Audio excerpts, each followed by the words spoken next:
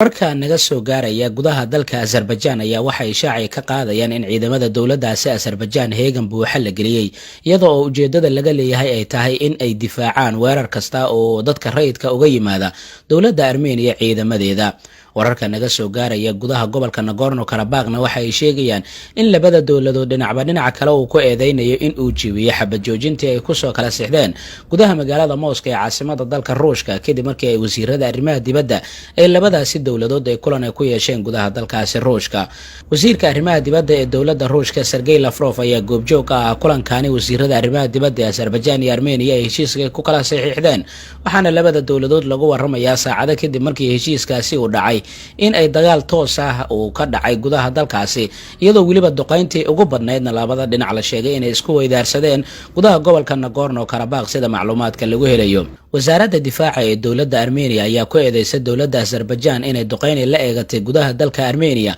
halkaas oo ciidamo Armenian iyo kooxo kale oo maleeshiyad ay ku sugnaayeen. Waxaa sidoo kale maamulka gobolka Nagorno-Karabakh uu ku eedeeyay ciidanka dowladda Azerbaijan inay duqeymo kale oo cusub oo isxixigay ay ka fuliyeen gudaha gobolkaasi wixii ka dambeeyay markii xabad joojinta la kala saxiixday. sidoo kalena dowladda Azerbaijan ayaa waxay ugu yeertay cadawga ciidankeeda oo ay ku sugan gobolka lagu muransan yahay waxay ku eedeeyeen in ay duqeymo ay la eegteen dhulka dowladda Azerbaijan ee ka baxsan goobaha lagu dagaalamayo, waxaana labada dhinac ay u muuqanayaan kuwo si iska soo horjeeda isugu eedeynaya in ay jibiyeen xabad joojintii lagu kala socday gudaha dalka Ruushka. Maalinimadii shalay in ka badan 7 qarax oo culus ayaa laga maqlay goobaha lagu dagaalamaya gaar ahaan deegaanka lagu magacaabo Stepanakert oo ka tirsan gobolka Nagorno-Karabakh oo lagu dagaalamayo, waxaana dhinaca kale oo ku eedeynaya qaraxyadaasi xoogan inuu isaga uu ka dambeeyay. Marka sharciyada caalamiga la eego gobolka Nagorno-Karabakh waxa uu ka tirsan yahay gudaha dalka Azerbaijan, laakiin dad Armenian ah ayaa halkaasi ku sugan. dhinaca kalena mas'uuliyiinta labada dowladood ayaa waxay shaaci ka qaadayaan in loo baahan yahay in la dhaqan geliyo xabad joojintii lagu kala socday gudaha Azerbaijan iyadoo ay muuqanayso in dagaalada ay sii xoogeysanayaan. dhinaca kale dowladda Azerbaijan ayaa waxay soo bandhigaysaa duqeymo ay sheegeen inay la eegteen ciidan ay ugu yeereen inay cadow yihiin kuwaas oo ku sugnaa gobolka lagu dagaalamayo ee Nagorno-Karabakh. duqeymahan ayaa waxay sheegeen inay ku burburiyeen saldhigyadii ugu weynaa ee ciidanka dowladda Armenia iyo sidoo kale gaadiid dagaal oo ay lahaayeen dowladda Armenia ciidankooda.